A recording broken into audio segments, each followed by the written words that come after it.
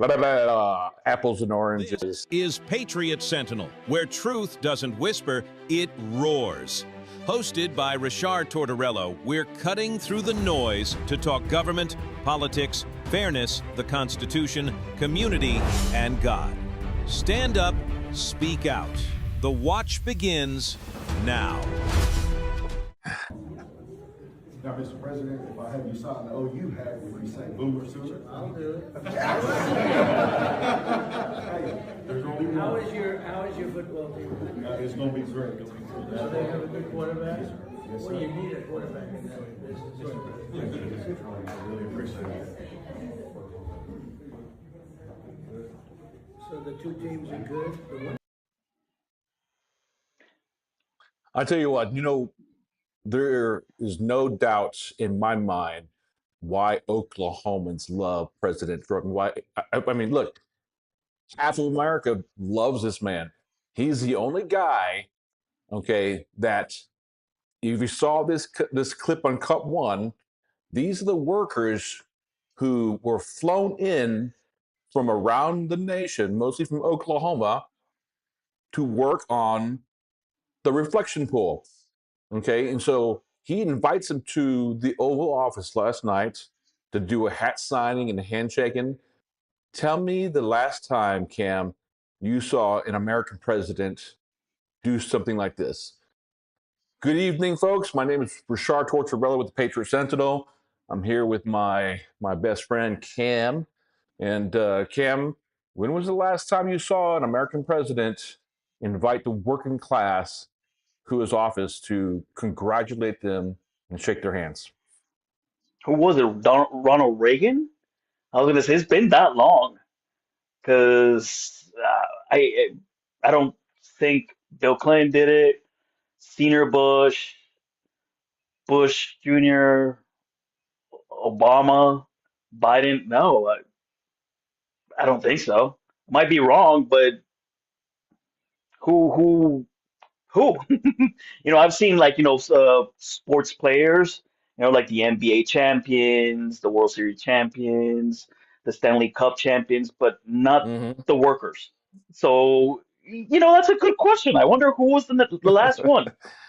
Well, we can say for sure that he is the first president in our professional lives that has done this. And I tell you what, this is why we love him, why Oklahoma, 3 election cycles in a row, all 77 counties, he carried them.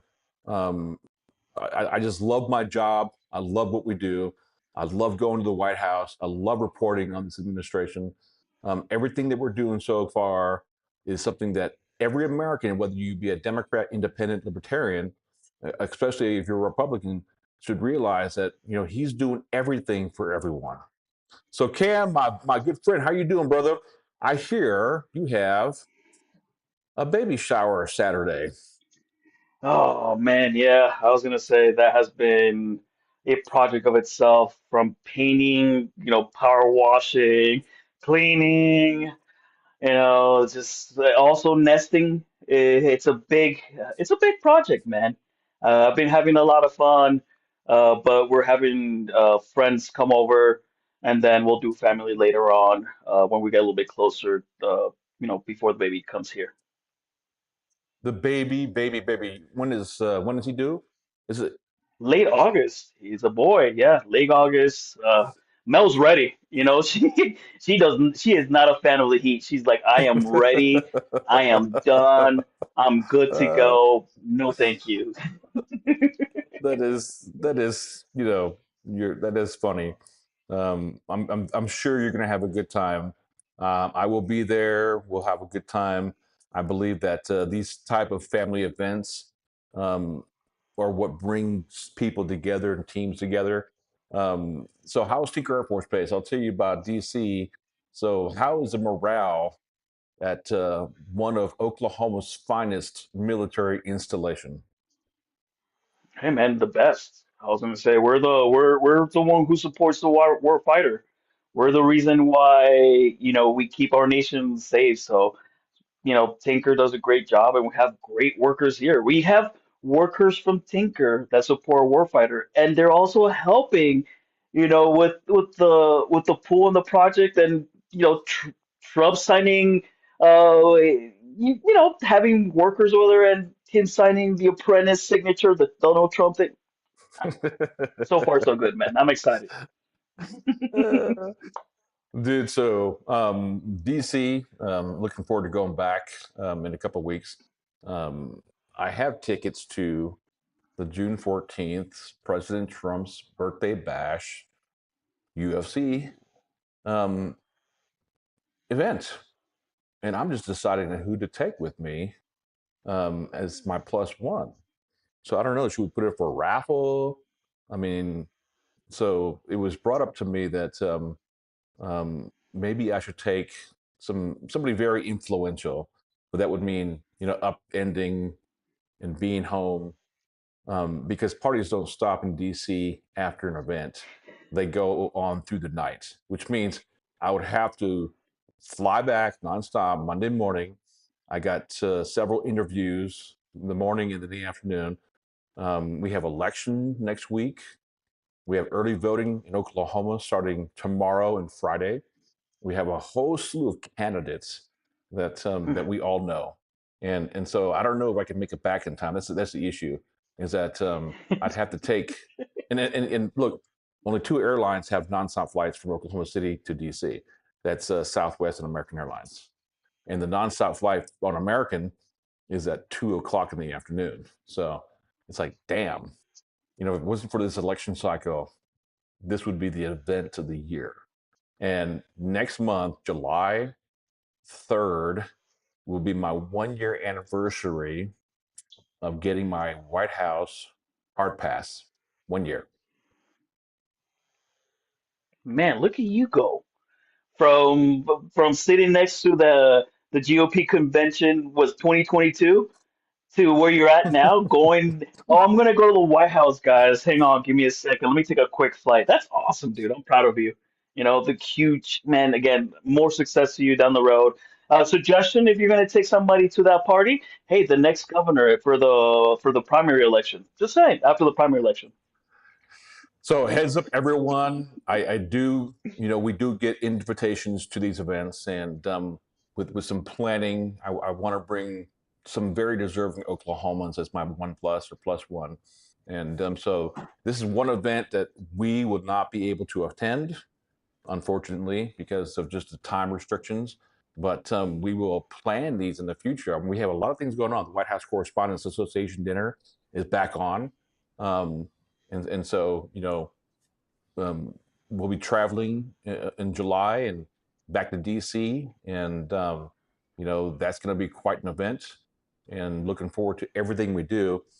Tonight's special co host guest is Mike Reynolds, former Representative Mike Reynolds. Mike Reynolds, how are you doing, bro? I'm doing fine. How are you this evening? All right, you're fine. Stop moving. You're in the frame. You don't have to move back and forth. So, Mike, Cam. I'm like that. All right, Cam, Mike. Mike, Cam. Yep. Yes, sir. Capital. So, I've seen the man hey, do the work. I'm going to ask you. We'll start this segment off with. Can you give us the 3-minute overview of the state question that you authored or you helped authored about the property taxes in Oklahoma, where it's at the Supreme Court, and what's next? Let's go ahead and start with that. So, what's going on with this, and what's the news? Well, the overview is, the reason it gets started is I didn't like legislation that was passed that even after the counties steal somebody's house and sell it, then they steal their money from the house. The tax resale went on just this week, and I just went to a house earlier today that someone paid for their house cash in 2002, and they lost it to taxes yesterday. Obviously, because it was a divorce thing. It was another person's name. So I'm sure they weren't getting notified. So it's just bizarre. But there were some things going on with tax sales, and it's like, I don't like this anymore. And And so I started reading the Constitution. I Googled ad valorem, and I found a phrase in the Oklahoma Constitution regarding ad valorem that wasn't tucked in where all the other ad valorem things were tucked in. And it said that legislation could be passed to determine the amount of exemption for a homestead. So started talking to some people, and we decided to run a petition to do that. And I gave the legislature a fair break at trying to do something with it. What they did this year, I think they put a ballot initiative out there to cut the growth by 1.25%. But what's worse is they cut growth on businesses by 2%. They gave businesses a better break than people. And I didn't hear an outcry from all the school people. Well, where are they going to make up the revenue? But anyway, last week, Senator Standridge, argued our case in the Supreme Court and did a great job. So now we'll hear back from the court at some point. I'm going to guess anywhere from 30 days to 90 days. And they'll say we're good to go or we're not good to go. If they say we're good to go. I'm looking forward. I think most Oklahomans want something done about the property taxes, Cam, and they're fed up with not owning their homes. And I know that Ferdinand Kearns is running for Oklahoma County. I think is it assessor? Yeah. Just because of the property tax. Yeah. So, Cam, what are your thoughts on the property tax issue and the conversation? I know that I've heard a lot. I've had my conversations with both Ferdinand and Larry Stein. But what are your thoughts? Man, I'll be honest with you. The biggest hurdle that the Oklahoma Constitution has is those 12 statutory laws for property taxes. So until that gets fixed and the legislature decides to do its job, we're going to be stuck. And I hope, Mike is doing a great job. But I'm looking at how we get all these statutory laws fixed so we can move forward. And I agree, it's sad when people lose their homes, especially when you paid off cash. Like, what's the American dream? Lose your home? Come on. No, the American dream is to keep their home, and we have former Representative Mike Reynolds on to discuss the property tax state question that he helped authored and is now at the Supreme Court. And Mike, before we go to the next segment, what's the next on the list? Are we just waiting for the Supreme Court to come out with a decision? And how do you think they'll rule? Yes, we're waiting for the court to come out with a decision. Who knows how they'll rule? There's really two aspects to it. And one of the judges asked Rob, which one do you want me to rule on? I understand. Basically, there's the question of, is it even constitutional for the Supreme Court to rule on something before it becomes law? Because in general, courts don't rule on hypotheticals. So that's one issue before the court. Some of the justices, we believe, think it ought to go to a vote of the people, whether it's constitutional or not. I would tend to agree with that. And if it's passed, then people can contest it. Why should we have to spend all of our money now when it may not even pass? Well, that is odd. Who filed the lawsuit? Who filed the suit? I think there was basically 9 school teachers, administrators, something of that nature, involved in the lawsuit, and 1 rural firefighter. But the attorney was Robert McCampbell, and he's filed several lawsuits for both sides of issues that I'm interested in at the Supreme Court. So I'm sure they hired a very expensive law attorney to try to make their case. But we'll wait for that. And the strategy, I think, will be if they decide that it's unconstitutional, we can't go forward, then we'll file another one. This one is a statutory change. We will file another one that will be a constitutional change, but we will also consider the fact that we gave the legislature their chance to fix it. And so what we'll do is instead of giving them a 4-year period to implement it, we're going to give them 1 year to implement it if we have to do it constitutionally. So, Good. I want you to so keep us informed, Mike. This is a fascinating subject, and you're right. There's no adverse reaction, so it's kind of premature that it would go take this legal route so early because it hasn't been passed yet. So I'm looking forward to what the Supreme Court is going to rule. right. If they're consistent, they will just send it back and let it run its course, and then bring it back as necessary. Um, Again, we have former Representative Mike Reynolds as our guest co-host tonight, and Cam and I will be discussing. We have elections next week. Early voting starts tomorrow on Friday, and an organization that we all like. Sometimes I want to say OPAC. Sometimes they came out with their voter guide, and there are a lot of voter guides floating around Oklahoma, obviously, but OPAC seems to be the most consistent. But this time here, I'm going to disagree with some of their recommendations, and Cam, I'm going to throw it to you real quick, Cam, on the governor's race. They didn't endorse anyone directly, but they said, basically, in their opinion, Charles, Mike, Chip, and Jake are the ones that everyone should look at and make a decision. So, what are your thoughts, Clem? They got to get out to vote, man. At the end of the day, they got to get out to vote. If OPEC is being indecisive with which governor you should pick, then they should be down the list the same thing, right? The same way if there's several candidates in the Republican Party. To me, Charles McCall, great resume, House Speaker, Mike Mazzei, former senator, Chip Keating, great resume, former trooper, Jake Merrick, former senator. It's fascinating, but again, to me, I'm looking who is going to inspire people to come out and vote. That's who's going to win that race.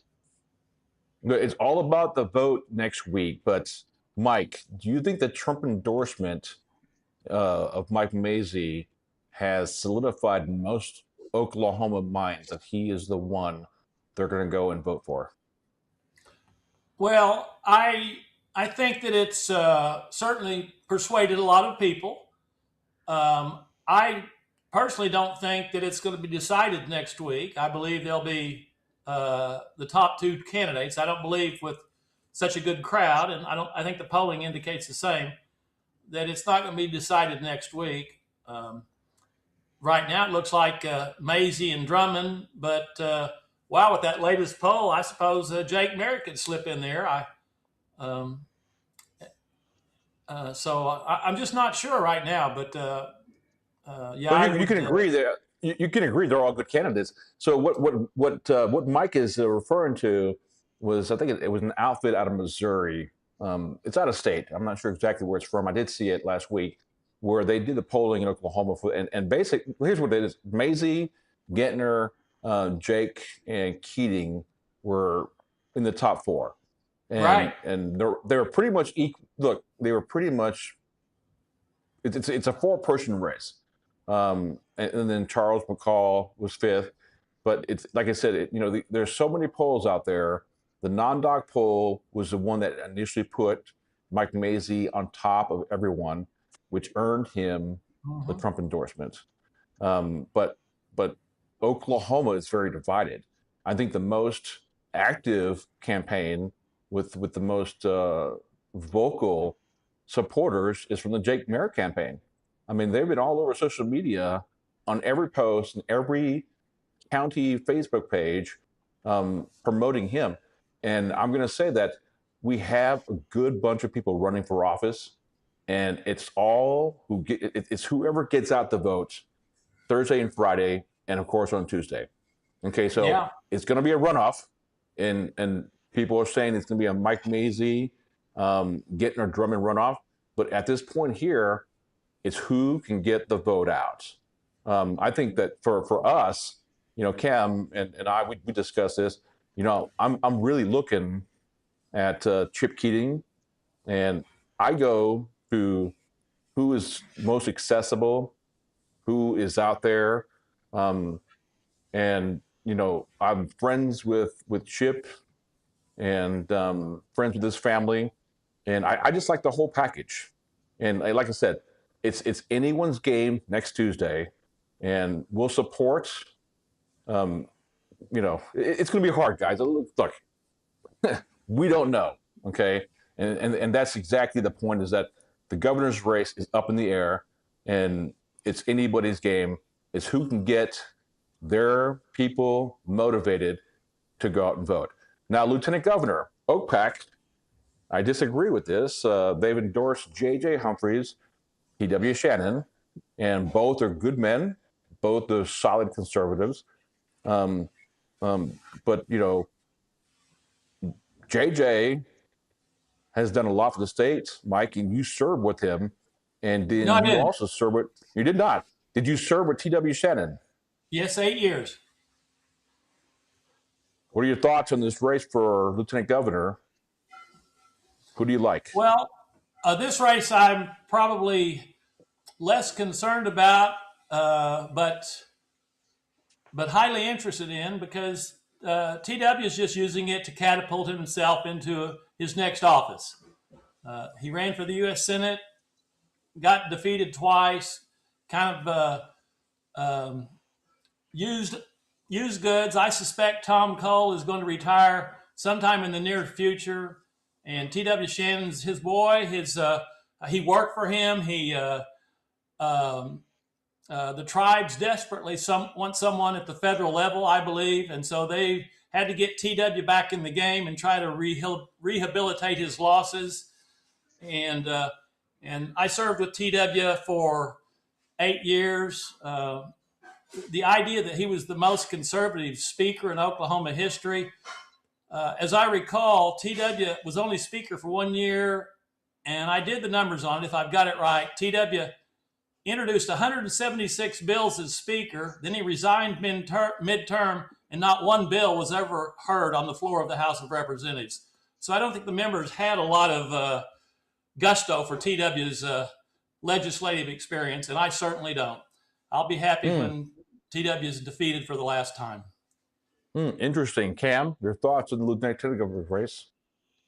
Man, you got to look at the lieutenant governor's race as what can they bring to Oklahoma for business or, like, say, airfare, all that kind of stuff. To me, here in the rural areas, I see more Darrell Weaver than anybody here mentioned. I see signs everywhere. I've heard that he's been, door knocking. Are we? I haven't seen JJ or TW. So to me, I'm looking who is going to be that individual who's going to be involved. And Rashard and I talked about how Darrell Weaver has been involved with the GOP. I see him at conventions all the time. So I don't know what you think on that one. Well, look, I think, well, my personal opinion is that I go with whoever is most active in the party as well. Now, in the lieutenant governor's race, he has raised the most money.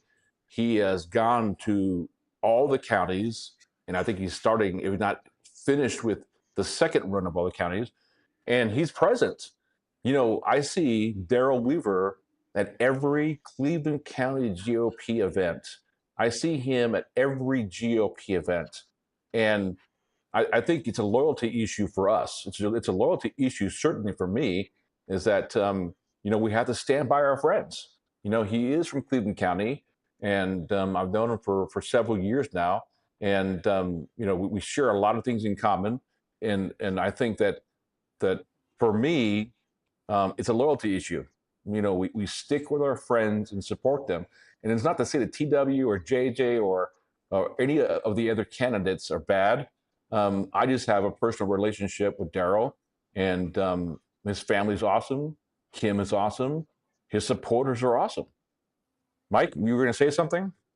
Well, I was just going to say, OPAC listed two. I don't know why they left Darrell out of the conversation if they were not going to go to multiple people. Darrell's a good guy also, and I just pray that if it goes to a runoff and TW is one of them, whether it's JJ or Darrell, they're going to defeat TW.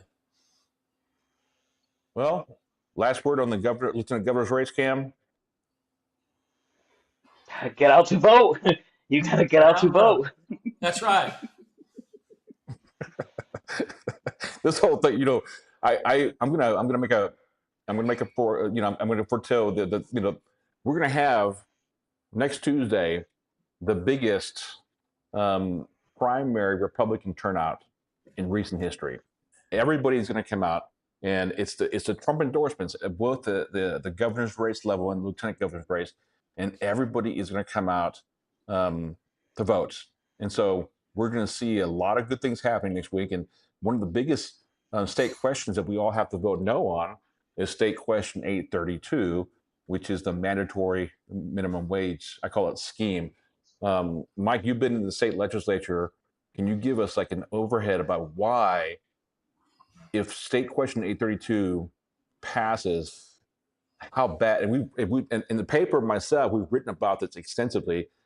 I feel, and I'm pretty sure Cam does too as well, that 832 will be the beginning of the end for small business and the decline of Oklahoma. Mike, what do you think? Well,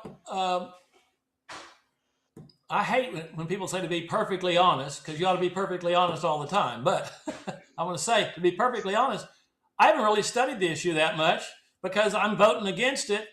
And I've got so many other things going on with, in particular, the property tax initiative. And I am more concerned about a lot of the Senate races that are coming up, that plenty of folks are covering 832. And I hope it's defeated resoundingly for all the reasons that everybody has said. And I haven't gotten into the weeds on that one because there's plenty of people getting there anyway. Cam, I know you're against 832. We talked about this before in the show. You're still going to be a no votes? Yeah, no, negative on this one. Right now we're a rising economy and we haven't even peaked. This will just cut ourselves from our heels and we're gonna lose that business. What if the Thunder decides to move from Oklahoma somewhere else because they can't keep up with those wages? That's the thing that we gotta look at. It's not just gonna impact small business, but Mm-hmm. the whole entire business enterprise in Oklahoma is gonna impact everybody. Well, if you follow me and what I've written, the majority of Oklahomans make more than the minimum wage. And so, I do feel for those that live on minimum wage, but it's always meant to be a starting base. It was meant for the folks that are new to the workforce and not to be a livable wage as the proponents claim that it should be. And so, I'm not torn against this because, there are single moms who just got divorced. They have to go work, but the BLS data shows that the majority of Oklahomans make far more than the minimum wage, and everyone should work as best they can to better their circumstances. That's how you get more pay. And like I said, the majority of Oklahomans already make more than the minimum wage. It depends on your education, your skill level, and what you bring to your employer. That's what it comes down to. If you're just bagging groceries, that's a $7 job. It's a $7 an hour job, right? And so, make the choice. We are voting no. And on OPAC, Cam, I'm going to throw this to you because they've taken me for a spin by endorsing Jeff Starlin over Jon Echols. This I'm I'm I'm baffled on this one because I've worked with Jon Echols at GOP conventions. He was the chair and I was the parliamentarian. And this man has donated his time, his effort to help out the GOP and even at the state level. And for me to see this, I'm like, oh man, what a disappointment because I'm looking at somebody who has been involved within our community. And also, he got endorsed by one of the best sheriffs, Tommy Johnson. Like, come on. Like, this Tommy Johnson to me is the most solid sheriff out there in Oklahoma. And how many people can say that? He doesn't just throw his name around.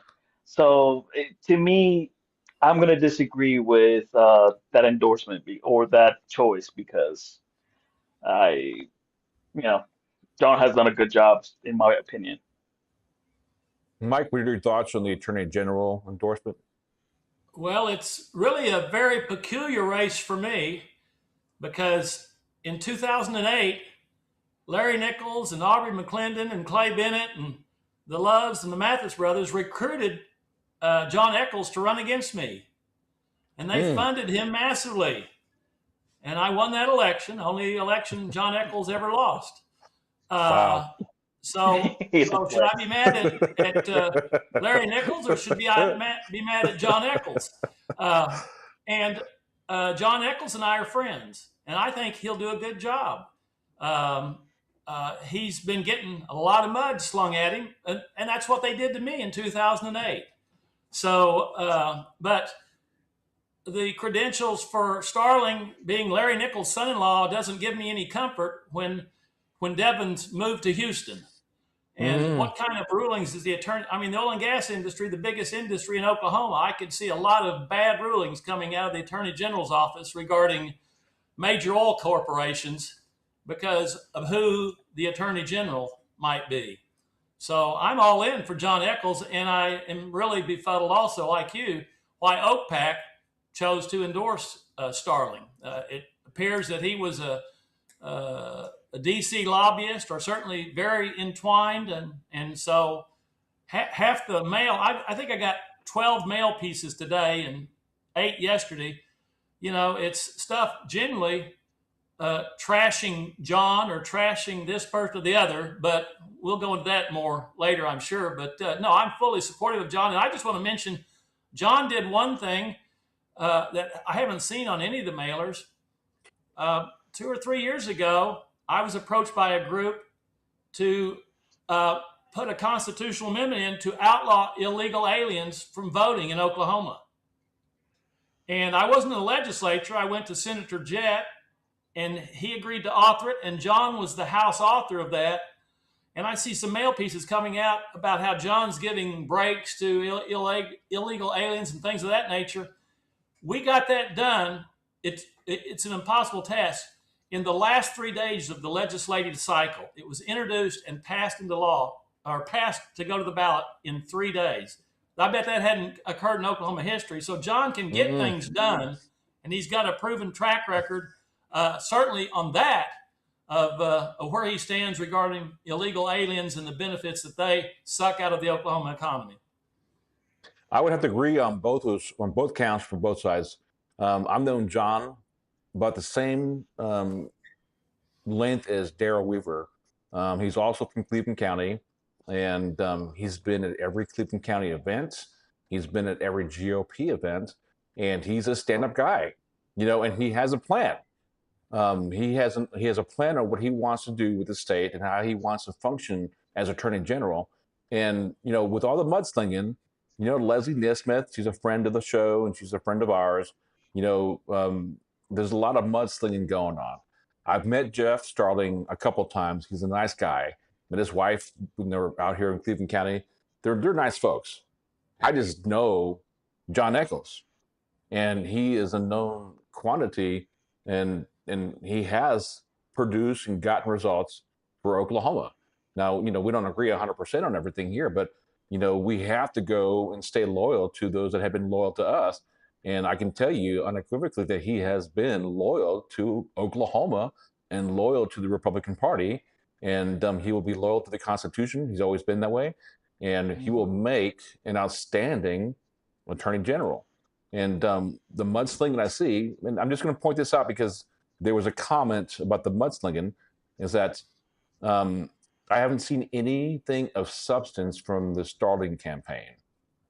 Okay. And so that's what tipped us over to Jon Echols.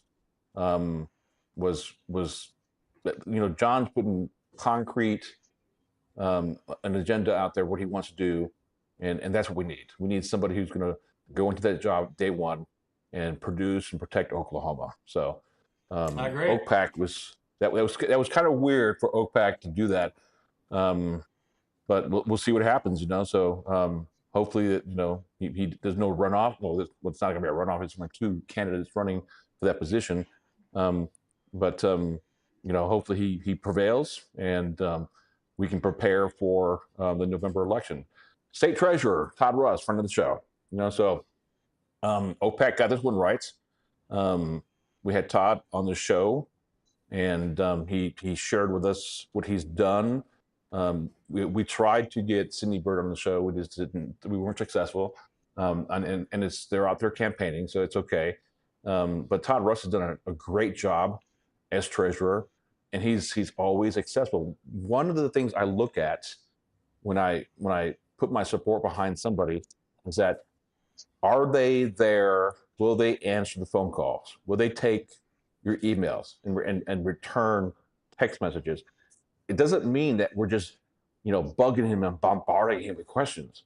It's that when we have questions or issues, how responsive are they? When I was in public office, and I know you were, Mike, I answered every phone call, every text message, every email.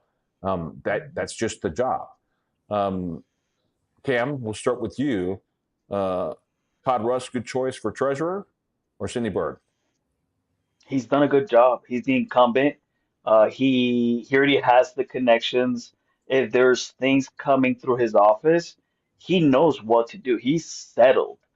He has 4 more years. In my opinion, I'm gonna go with the incumbent on this one. He's done a good job. There's no complaints in my eyes. Like, he has been making sure to check those banks that have been outstanding, and he's been doing a good job, in my opinion. Mike, your thoughts on the state treasurer, Todd Russ, Cindy Bird? I served with Todd in the House. He was a friend, a good friend, still's a friend. But I've been disappointed in some things that have gone on in the last few months. One of the biggest things for me was reforming the Oklahoma Unclaimed Property Fund. I don't know what there is now, $1.5 billion in there that the Treasurer's Office has made pretty much very difficult for citizens to get their money back. And the bill was passed 2 years ago to make it easier, and part of it was to reveal the amount of money on each claim that a person has. Mm-hmm. The bill was passed, and then when we tried to find out, Todd went to the Attorney General's office and had them write this bizarre letter. It's not even an AG opinion that says, well, this bill isn't retroactive, so we don't have to tell the amounts on the $1.5 billion sitting out there in the fund now. It's only in the future when money comes in. That's not what the bill said at all, and the AG had enough sense not to issue an official AG opinion. I've never seen someone just use a letter from the AG's office. That kind of soured me on the deal.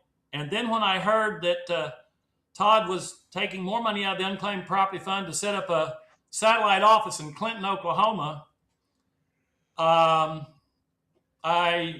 really didn't like that. And I've also had a personal relationship with Cindy Bird. OPAC, for some reason, has been on her case forever.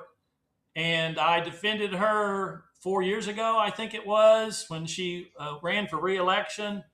There were things being said about her, and I got up at OPAC and gave a speech. So I've determined to hitch my wagon to Cindy Bird, and I think that she'll do an outstanding job. And as the state auditor, she probably has lots of the same experience that's necessary to run the treasurer's office that Todd has.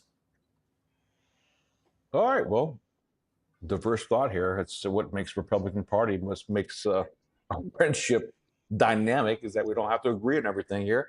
And Cindy Bird's a fine person too, as well. Nothing wrong with her.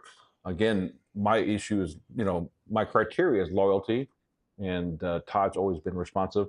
I kind of agree with you on the missing, the property issue, but that I can overcome. He's done a fine job overall. Go back to cut one. We have OPAC, James Taylor for state superintendent.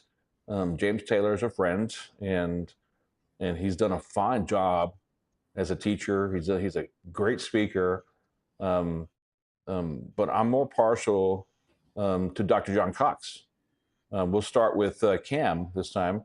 Your thoughts on state superintendent?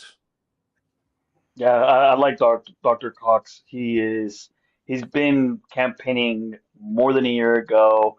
He has been out there. He talks about his resume. I've seen him go up to people and have uncomfortable conversations and still come out having a friendship at the end of the day. I've seen him, I've seen people heated. I've seen him calm people down, de-escalate. Uh, I like how he is presenting himself and what he has to offer. I like Dr. Cox. Mike, what's your thoughts on the state superintendent position? When I was in the legislature, I didn't. We had plenty of qualified people, and I didn't pay that much attention to educational issues. I just kind of went with what the experts in the House said. My main issue in this race is the legislature passed a law to turn over the salaries of statewide elected officials in the legislature to a board. And that board is so bogus, it's unbelievable. I went and spoke at that board.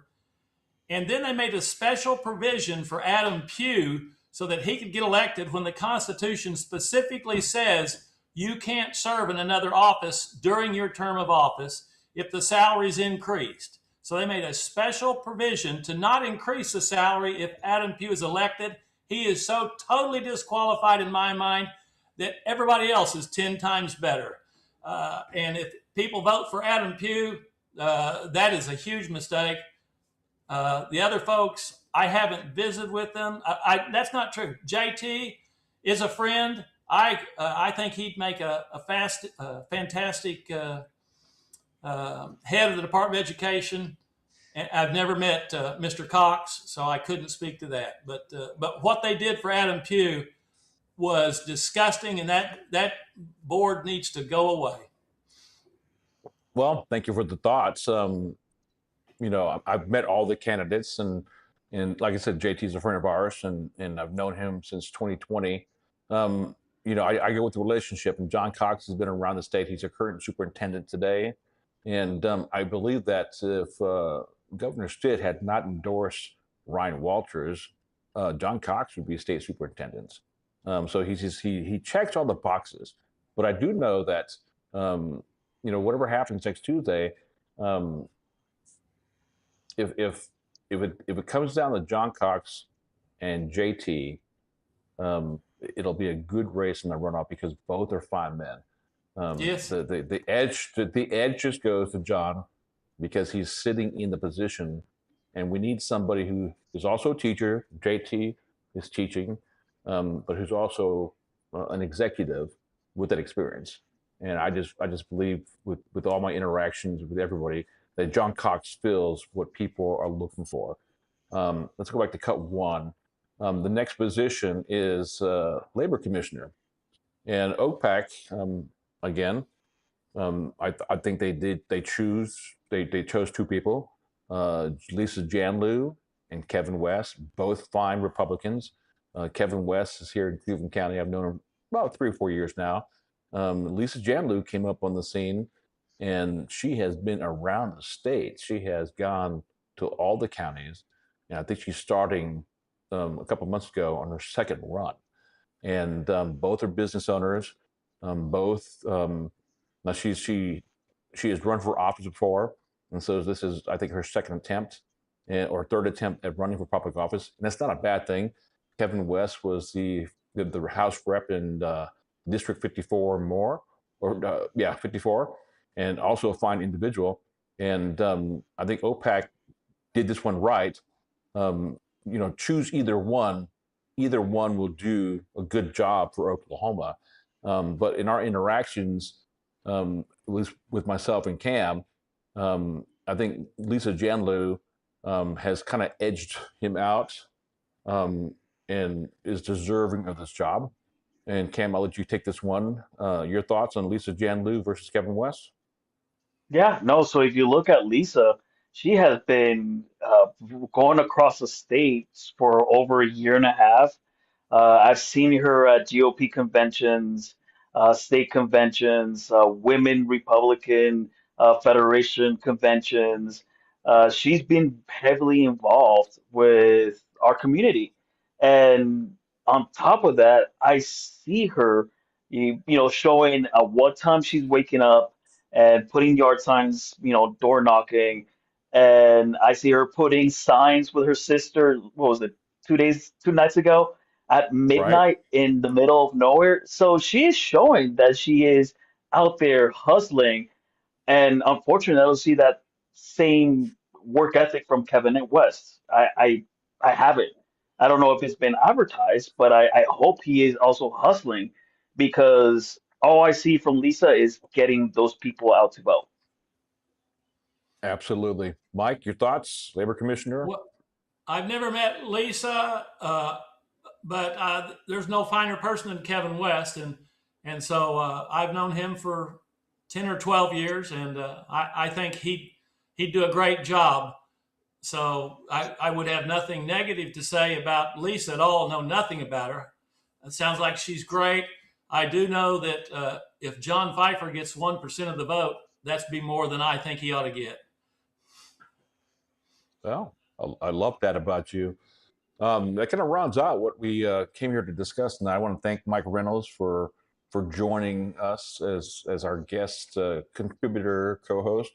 It's always a thrill talking with you, Mike. So most people, I'm gonna tell the story. So I was heading west to see a client last year. You remember this?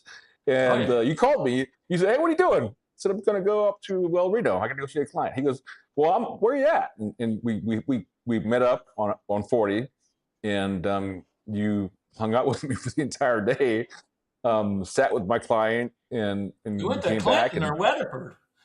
I don't know where it was. It was a long butt drive, but the point is that I like these relationships that we all have. Is that you can call out of the blue and say, "What's up? What are you doing?" You know, I'm over here. Pick me up. And that was a good conversation we had on a long ass trip about everything. And I appreciate that about you, Mike, is that you hold no bars, and you have seen a lot, you've done a lot, and I always like having conversations, and always come on the show anytime you want to come on and talk about things here. You're more than welcome to come on.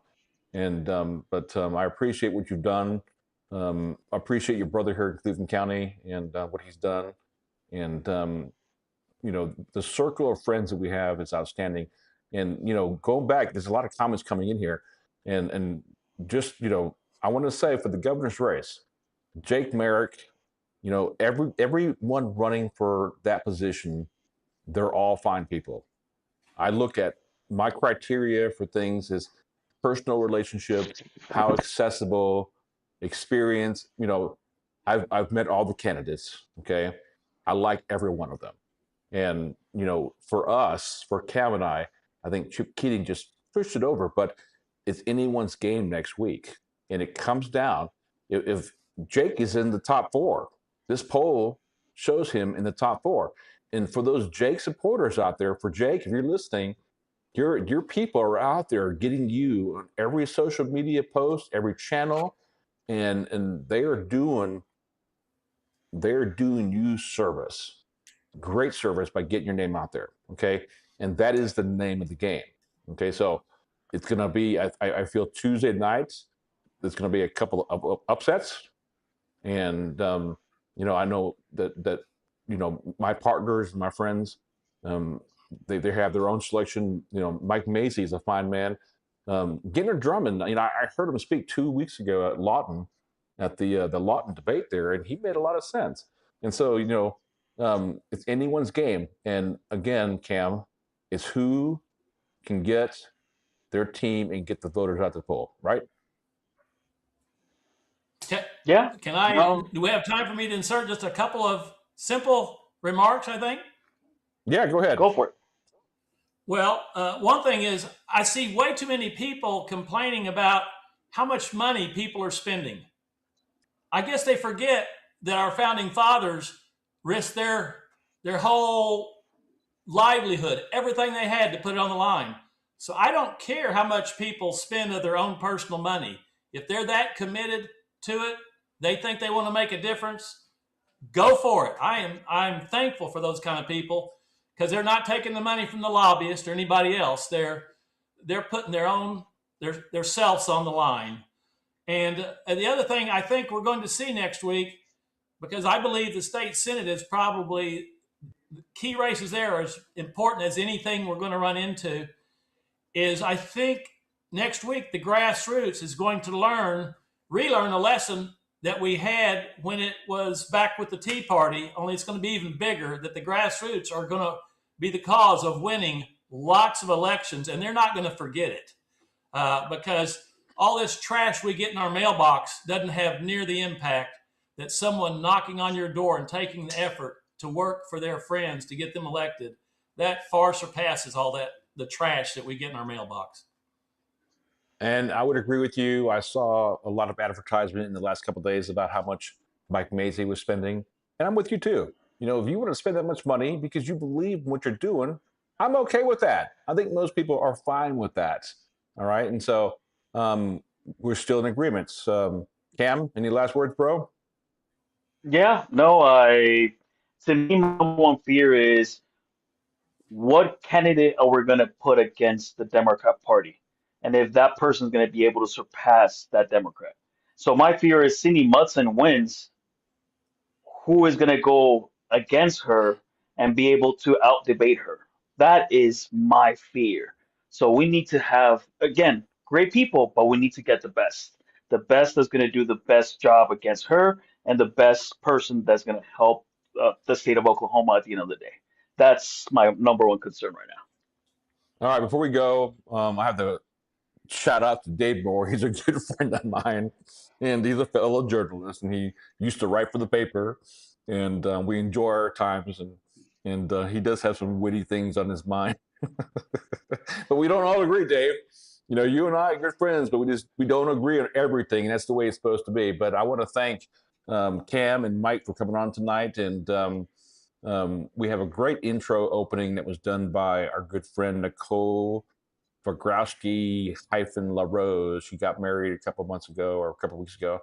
And so that opening you saw in the Patriot Sentinel, she put that together for us. And I want to thank you again for doing that. And I want to thank everyone for showing up tonight or watching this in replay. If our candidates aren't your candidate, that's fine. What makes us Okies, okay, I'm going to call myself that now, is that we can disagree but still love each other. Because we all look, all these candidates are class act candidates. They are at the top of their class. Okay. And it's up to you to get the vote out and go promote your candidate. And, whoever wins in the runoff will have to face the Democrat representative for governor. And that's important. So we all have to get and do our best for our candidate.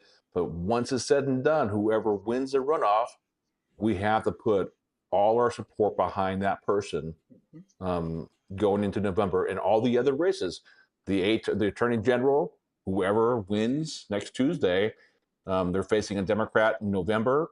The Lieutenant Governor's race, they're facing a Democrat in November. And I'm pretty sure Labor Commissioner and all the other positions, State Superintendent, they're facing a Democrats in November. Okay, so it doesn't matter what happens next week, and it doesn't matter who goes into the runoff, is that whoever wins, that we put 100% of our effort into supporting them, because the state is great, and I don't want to say this is not a negative thing here, but we're Republicans, and we would like to see Republicans hold those seats.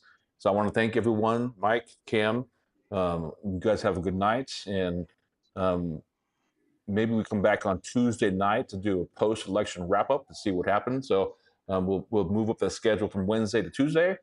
And I want to thank everyone for showing up tonight. I'm Rashard Tortorello, one of your hosts for the Patriot Sentinel. Have a good night. Thank you.